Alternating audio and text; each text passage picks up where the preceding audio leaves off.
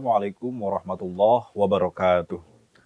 Ayah bunda yang baik hati, kembali lagi bersama kita di kajian waris ya. Saat ini kita akan membahas pertanyaan-pertanyaan yang sudah masuk ya. Langsung saja nih. Ada yang sudah masuk pertanyaan kita? Ya, Assalamualaikum Ustadz Abdul Wahab. Waalaikumsalam warahmatullahi wabarakatuh. Oke, mohon izin saya ingin membacakan pertanyaan jamaah yang sudah masuk di sosial media Muslim. Baik, pertanyaan pertama ini datang dari Instagram dari Ibu Indah dengan domisilinya di Banten ya Ustadz. Ibu Indah dari Banten. Oke. Betul. Oke. Assalamualaikum Ustadz. Waalaikumsalam warahmatullahi wabarakatuh. 1 tahun yang lalu ayah saya meninggal dunia. Innalillahi wa inna ilaihi raji'un. Ahli warisnya adalah ibu saya, kakak laki-laki saya, dan saya sendiri. Tidak ada ahli waris yang selain saya sebutkan. Almarhum mempunyai rumah seharga 1 miliar dan tanah seluas 500 meter persegi. Baik. Kami sudah membaginya sesuai syariat Islam. Namun setelah 3 bulan pembagian warisan muncul anak laki-laki almarhum ayah dari pernikahan sebelumnya. Rupanya sebelum berkeluarga dengan ibu, almarhum ayah pernah menikah siri. Kemudian berpisah begitu saja. Dari sejak lahir sampai kini, almarhum tidak pernah memberi nafkah karena menurutnya anak tersebut hanya bernasab pada ibu dan keluarganya saja. Lantas Ustadz, apakah anak dari hasil pernikahan siri tersebut termasuk ahli waris almarhum ayah saya? Baik. Sebelum saya jawab, nah kita coba bahas dulu pelan-pelan ya, kita baca pelan-pelan pertanyaannya karena agak panjang nih lumayan ya. Jadi kita urutkan dulu karena tadi pertanyaannya agak membingungkan. Kenapa membingungkan? Karena tadi penanya itu bertanya dengan POV ya. Apa POV itu sudut pandang dia sendiri gitu ya. Nah harusnya supaya Ustadznya nggak bingung gitu. Harusnya kalau bertanya itu POV-nya POV almarhum gitu. Tadi kan yang meninggal siapa? Yang meninggal ayahnya. Yang meninggal ayah ya. Ayah wafat tahun? Tidak disebutkan. Tidak disebutkan. Ya beberapa tahun yang lalu lah gitu ya tadi. Kemudian ahli warisnya siapa aja? Ahli warisnya ada ibunya atau istri, berarti ibu istri. Itu berarti siapanya? Ibunya ibu siapa nih gitu. Ibunya yang bertanya. Ibunya yang bertanya kan. Betul. Nah, harusnya pertanyaannya jangan ibunya yang bertanya, tapi dari almarhum itu dia sebagai apa? Berarti kalau ibu siapanya almarhum berarti? Istrinya. Istrinya. Nah, itu supaya nggak salah karena ini pengalaman di episode pertama dulu saya jadi salah jawab gara-gara pertanyaannya POV-nya dari penanya ya. Oke, jadi kita koreksi dulu pertanyaannya. Jadi pertama istri ya karena POV-nya dari almarhum. Terus siapa lagi? Kemudian ada kakak laki-laki penanya. Kakak laki-laki penanya berarti siapanya almarhum? Berarti anak laki-lakinya. Anak laki-laki, oke. Terus siapa lagi? Dan dia sendiri si penanya berarti Mbak Indah sendiri berarti anak perempuannya. Anak perempuan. Oke. Terus? Ya, udah itu aja ahli warisnya. Betul. Kemudian tadi pertanyaannya?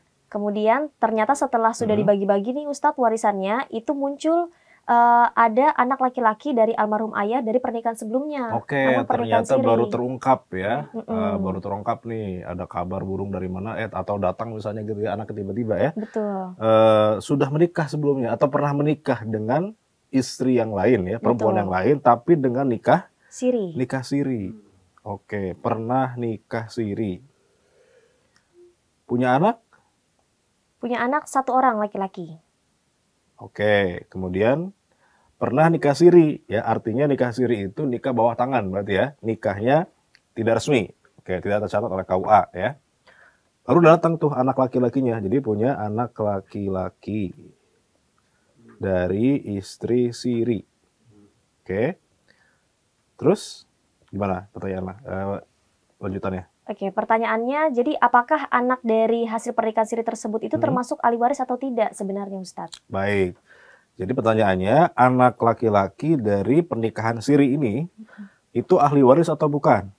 Iya betul. Oke, itu ya pertanyaannya, pertama itu ya.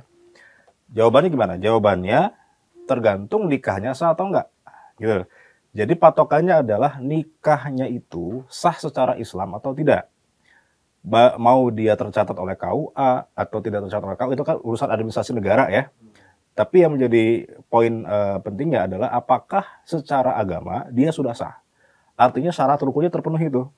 Syarat rukunnya itu apa? Ada walinya, ya. Ada saksinya, ya. Kemudian ada ijab qabulnya, ya, ada ijab qabulnya. Nah, 3 ini ada semua berarti sah, walaupun tidak tercatat. Asalkan walinya wali beneran. Mohon maaf, kadang-kadang ada orang nikah siri atau lebih tepatnya kawin lari, ya, karena orang tuanya nggak menyetujui dia nikah, akhirnya dia kawin lari. Ya dia nyari walinya wali jadi-jadian. Maksudnya gimana? Dia nyari ustadz di mana gitu, tolong ustadz nikahkan saya, kami berdua gitu. Nah itu wali jadi-jadian itu, nggak bisa jadi wali. Kenapa? Karena bapaknya masih ada. Gitu. Nah ini yang menjadi masalah. Nah tetapi kalau misalnya walinya sah, walinya bapaknya sendiri gitu ya, atau nggak punya bapak, nggak punya keluarga yang lain, walinya KUA. Tapi kan ini siri ya, berarti walinya bapaknya ya misalnya. Ada saksinya, ada ijab kabulnya, ada maharnya segala macam. Maka pernikahannya sah. Kalau pernikahannya sah, otomatis anaknya juga adalah anak yang syar'i. Ya, anak kandung yang diakui oleh agama. Nah, ketika itu maka anaknya ahli waris. Itu jawaban ya. Anaknya ahli waris walaupun dari pernikahan yang siri. Oke. Nah, Ustadz, ini masih ada lanjutan ceritanya nih ternyata, Ustadz. Jadi paman dan tante dari keluarga almarhum ayah itu bercerita saat ini anak dari pernikahan siri tersebut itu tinggalnya sudah sebatang kara nih, sudah seorang diri. Nah, ibunya sudah wafat 2 tahun lalu dan tidak ada satupun keluarga dari ibu yang berkenan menampung karena anak tersebut mengalami keterbatasan mental sejak lahir. Nah, ibu melarang kami melakukan pembagian warisan kepada kakak tiri tersebut. Namun saya dan kakak yang lain sepakat ingin memberi bagian harta warisan kami untuknya. Nah, pertanyaannya, apakah boleh Ustadz kami memberikan bagian warisan kepada kakak tiri namun tidak sesuai syariat Islam? Jadi gini, waris, ada hibah, ya, ada hadiah misalnya tadi. Warisnya sudah selesai, sudah dibagi itu anak kandungnya dapat sekian, ya, anak siri termasuk juga dapat gitu misalnya. Nah terus yang anak-anak kandung ini kasihan gitu, kasihan tuh anak kakak tiri kita itu misalnya punya kekurangan dan seterusnya. Oke, kita kasih jatah kita buat beliau. Boleh apa enggak? Boleh banget. Berpahala, itu namanya hibah. Asalkan warisannya sudah dibagi sesuai hukum Islam. Setelah itu, kalau yang kakak-kakak yang lain itu merelakan haknya buat dibagi kepada yang anak siri tadi, boleh banget. Dan itu justru berpahala luar biasa, ya. Jadi pahala hibah, pahala hadiah, atau pahala sedekah. Gitu. Yang penting, itunya warisnya sudah terlaksana atau minimal sudah dihitung dulu. Oh, saya dapatnya sekian. Ya sudah, saya relakan buat beliau, misalnya kakak tirinya. Boleh banget dan itu dianjurkan. Oke, Ustaz, pertanyaan kedua nih dari Instagram atas nama Indra di Tangsel. Assalamualaikum Ustaz. Waalaikumsalam warahmatullahi wabarakatuh. Ayah saya sudah meninggal dunia karena sakit jantung. Siapa tadi penanyanya? Maaf. Indra. Pak Indra ya? Iya, di Tangsel. Pak Indra, oke. Terus? Almarhum mempunyai istri dan 1 anak angkat, yaitu saya. Istri dan anak angkat. Nah ini udah bener nih POV-nya ya. Istri berarti istrinya almarhum. Bukan ibu. Kalau ibu berarti kan ibu dia ya. Tapi dari almarhum bukan ibunya, berarti istrinya. Almarhum sudah tidak memiliki orang tua lagi. Namun almarhum masih mempunyai 1 adik perempuan. 1 adik perempuan ya. Tidak ada ahli waris selain yang saya sebutkan. Almarhum ayah saya meninggalkan harta warisan berupa rumah dan uang 500 juta rupiah. Saat pembagian warisan, ibu menerapkan pembagian sebagaimana saya anak kandung. Padahal seluruh keluarga besar tahu bahwa saya hanyalah anak angkat. Dan tidak ada hubungan darah. Apakah boleh Ustadz, ibu memutuskan pembagian warisan dengan cara seperti itu? Sebenarnya siapa sajakah ahli waris yang berhak mendapatkan harta warisan almarhum ayah? Baik. Jadi begini, masalah anak angkat ya, itu dalam hukum waris syarat orang bisa berhak menerima warisan dari almarhum itu dia harus punya hubungan darah gitu, atau enggak dia suami atau istrinya. Nah, anak angkat itu betapapun dia disayang oleh orang tua angkatnya gitu, tapi karena dia tidak punya hubungan darah, nasab kepada almarhum, maka anak angkat itu tidak bisa dimasukkan sebagai ahli waris ya, dia bukan ahli waris gitu. Nah, pertanyaan berikutnya, apakah kalau bukan ahli waris nggak bisa dapat harta dari almarhum? Bisa, tapi bukan dengan cara warisan. Dia tidak punya jatah dari Allah gitu ya. Allah sudah berwasiat nih untuk ahli waris berapa gitu ya, anak kandung, istri, suami dan seterusnya. Tapi anak angkat nggak ada. Nah, tapi bukan berarti anak angkat tidak berhak mendapatkan harta. Bisa dengan cara apa? Bisa dengan cara pertama, wasiat. Jadi almarhum sebelum meninggalnya berwasiat, nanti kalau saya meninggal, bapak meninggal, itu buat kamu, anak angkat, kamu dapat sekian deh, gitu misalnya. Boleh, asalkan tidak lebih dari 1/3. Oke. Atau bisa juga dengan opsi lain. Opsinya apa? Opsinya misalnya hibah. Jadi sebelum wafat, orang tua angkatnya sudah menghibahkan buat anak angkatnya. Jadi visioner tuh orang tua angkatnya. Nanti kalau saya wafatin, anak angkat gak dapat warisan. Kasihan, udah saya kasih dari sekarang deh. Tuh rumah buat kamu misalnya. Langsung pindah sertifikat, ganti nama dan seterusnya. Nah itu sah, hibah ya, boleh. Atau kalau enggak, dengan cara apa? Kalau tadi hibah dari almarhum, atau dari hibah dari ahli waris yang lain. Nah, misalnya ahli waris di sini siapa? Istri almarhum kan dapat warisan. Adik perempuannya juga dapat warisan. Nah, bolehlah misalnya berdua ini patungan. Yuk kita kumpulin jatah kita sebagian, kita kasih ke anak angkat. Sebagai apa? Uang kerahiman lah, kita bilang begitu ya. Uang kerahiman. Bisa juga. Gitu. Tapi semua tentu dengan keridhaan ya, tidak bisa dipaksakan ya, tidak bisa dipaksakan gitu. Jadi wasiat, hibah atau uang kerahiman bisa, tapi sebagai warisan anak angkat tidak berhak mendapatkan warisan. Saya kira itu ya. Ustadz, masih ada lanjutan cerita nih dari Indra. Almarhum ayah memang belum sempat membuat wasiat agar saya dimasukkan menjadi ahli waris. Ya. Namun sebelum ayah wafat, ia sempat memberikan saya 1 unit mobil dan 1 unit sepeda motor. Oke. Apakah 2 kendaraan tersebut sudah menjadi hak milik saya, ataukah termasuk harta warisan yang harus dibagikan pada para ahli waris? Oke, tadi sudah terjawab ya. Jadi kalau sudah dihibahkan, berarti sudah milik yang nerima hibah.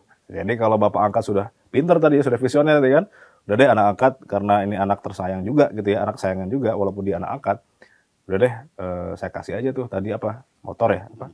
Sama 1 unit mobil. Ya mobil kasih gitu ya. Kenapa? Dia tahu nanti kalau wafat dia dapat warisan gitu.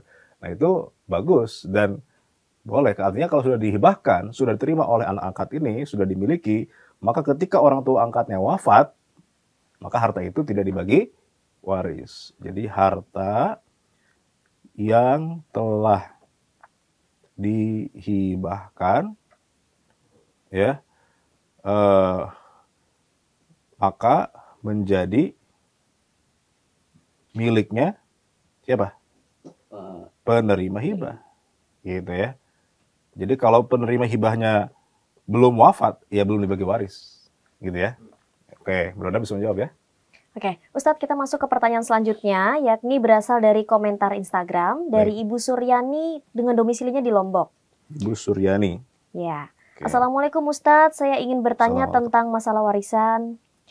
Jadi ceritanya ibu saya telah meninggal dunia karena kecelakaan mobil. Almarhumah meninggalkan harta warisan berupa 2 rumah.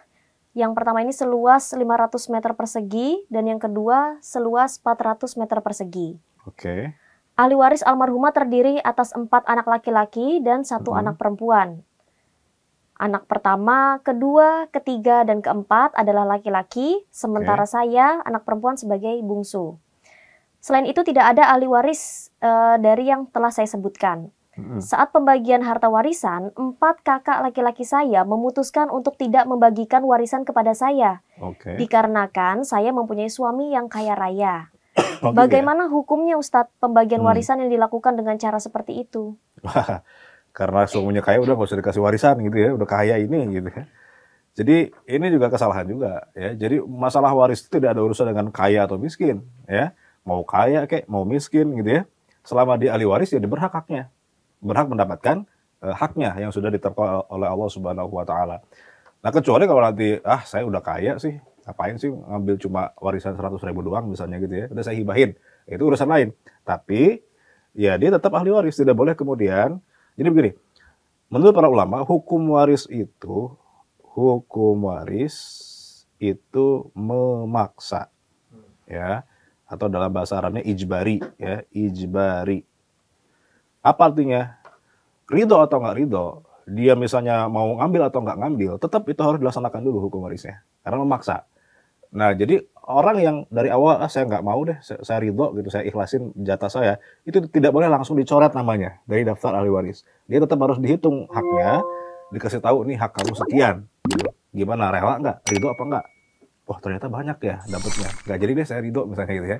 Jadi harus tahu dulu berapa bagiannya, baru dia bisa menghibahkan. Nah, artinya Itu yang ridho, apalagi yang dari awal dia mengharapkan haknya gitu. Maka tidak bisa. Jadi walaupun dia sudah menikah dengan suami yang kaya raya gitu ya, tetap dia anaknya almarhum yang dia berhak mendapatkan warisan juga. Gitu. Oke, nih Ustadz masih ada lanjutan ceritanya dari Ibu Suryani tadi. Jadi 3 bulan setelah pembagian warisan, tiba-tiba rekan bisnis almarhumah ibu datang ke rumah. Kemudian ternyata almarhumah ini mempunyai hutang sebesar 100 juta rupiah. Waduh. Rekan bisnis ibu menuntut para ahli waris membayarkan hutang almarhumah. Namun keempat kakak saya ini menolak membayar hutang. Karena sepengetahuan mereka, almarhumah tidak pernah berhutang pada siapapun.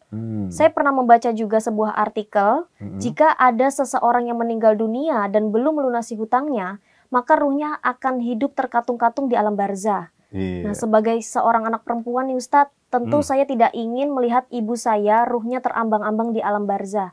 Apakah boleh Ustadz saya saja yang menanggung hutang tersebut? Oke, jadi memang ada hadisnya itu ya. Kata Rasulullah, nafsul mu'mini mu'allaqatun bidainihi hatta yuqda anhu. Jiwa seorang mukmin itu digantung mu'allaqah ya, dengan hutangnya sampai dilunasi itu hutang gitu. Jadi memang makanya ketika almarhum wafat, harta peninggalannya itu jangan langsung dibagi ya. Jadi kurangi dulu ya, bayarkan dulu apanya. Misalnya pertama biaya pengurusan jenazah. Itu kalau nggak ada yang mau bayarin, diambil dari harta peninggalan. Ya, misalnya biaya kuburnya, ya, biaya ngafaninnya dan seterusnya gitu. Itu diambil. Yang kedua apa? Yang kedua wasiat, hutang. Jadi hutang almarhum bayarkan dulu, jangan langsung dibagi. Kalau langsung dibagi berarti ada hak orang lain yang dia ambil itu oleh ahli waris. Jadi hutangnya bayarkan dulu, tapi nggak ada catatannya gitu. Ya, ini masalah juga tuh. Makanya hutang itu dicatat. Kalau kita lihat dalam Al-Quran, ayat terpanjang itu ayat berapa? Ada yang tahu nggak? Al-Baqarah ayat 282. Isinya apa? Perintah mencatat hutang. Jadi hutang itu dicatat gitu. Makanya supaya ahli waris nanti nggak bingung.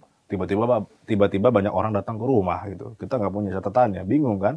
Padahal udah kandung diumumin tadi pas meninggal itu di masjid. Siapa yang pernah merasa dihutangin oleh almarhum silakan datang ke rumah. Kami siap menyelesaikan hutang beliau misalnya. Ternyata yang datang RT gitu misalnya ya ke rumah. Gak ada catatannya, bingung. Makanya harus ada catatan di situ ya. Jadi harus dibayarkan dulu. Jangan langsung dibagi waris. Baru kalau misalnya dia harta warisannya sudah habis ya, hutangnya masih tersisa, terus siapa yang bayar? Nah, siapapun yang ridho, siapapun yang mau bayar dan dia mampu untuk membayar silahkan. Tidak ada kewajiban berapa persen gitu, nggak seperti hukum waris ya. Misalnya tadi ridho, udah saya aja yang bayarin, alhamdulillah. Itu sebagai bakti kita kepada orang tua. Kasihan orang tua nanti di alam kubur sana tersiksa. Oke? Gitu. Mudah-mudahan bisa jawab ya. Sudah? Nggak ada lagi? Kita rehat sejenak, Ustadz. Baik. Kalau begitu, untuk sekarang, sementara kita rehat dulu. Kita lanjut di segmen berikutnya. Assalamualaikum warahmatullahi wabarakatuh.